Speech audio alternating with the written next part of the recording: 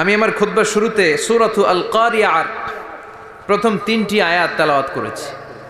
এই সূরার ভেতরে আল্লাহ তাআলা কিয়ামতের নকশা এঁকে দিয়েছেন, কিয়ামতের প্রামাণ্য বর্ণনা দিয়েছেন। কিয়ামত যে একদিন হবে, এই পৃথিবী যে ধ্বংস হয়ে যাবে, এটার ব্যাপারে সবার অগাধ বিশ্বাস আছে তো? না সন্দেহ লাগে? সন্দেহ আছে কারো?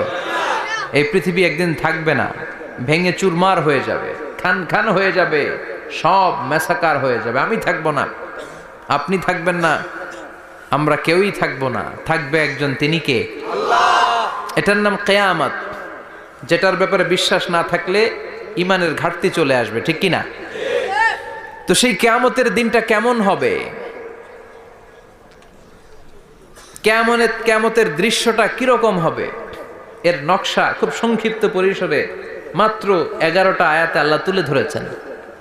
আপনি মনোযোগ দিয়ে কানগুলো খরগোশের মতো খাড়া করে যদি কথাগুলো শোনেন, আপনার মনে হবে আপনি এখানে বসে কিয়ামত চোখে লাইভ দেখতেছেন। লাইভ আল্লাহ এমন ভাবে বলেছে, সুবহানাল্লাহ পড়েন। তা আসুন আমরা সরাসরি কিয়ামতকে দেখে আসি। আসলে কিয়ামতটা কেমন বর্ণনা করছেন কে? আল্লাহ। সূরার নাম হচ্ছে সূরাতুল কারিয়া। কি নাম? আওয়াজ করে উত্তর দিতে হবে। সূরার নাম আল কারিয়া। চিৎকার মেরে বলেন, সূরার নাম কি? আল কারিয়া। এটা মাক্কি সূরা। কি সূরা? বিশ্বনবীর জীবনের 2টা পর্ব, একটা মাক্কি পর্ব আর একটা মাদানী পর্ব। এটা মাদানী পর্বে নাজিল হয়নি, এটা নাজিল হয়েছে মাক্কি পর্বে। এই সূরার আয়াত সংখ্যা 11। এটা কোরআনের 101 নম্বর সূরা।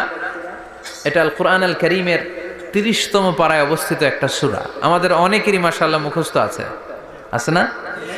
ইমাম সাহেব নামাজে প্রায় পড়ে, অনেকেরই মুখস্থ। শুনতে শুনতে কবে যে মুখস্থ হয়েছে আমাদের নিজেরাও জানি না। সুবহানাল্লাহ পড়েন।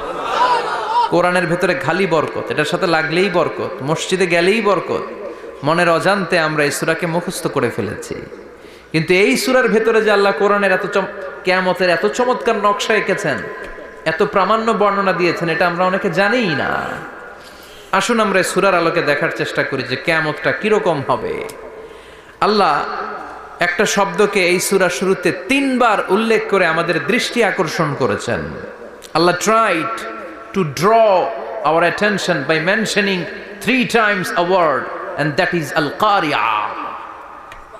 al-qari'ah শব্দটাকে তিনি 3 বার উল্লেখ করে আমাদের দৃষ্টি আকর্ষণ করেছেন। একটা শব্দ 3 বার বললে মানুষের দৃষ্টি আকর্ষিত হয় না?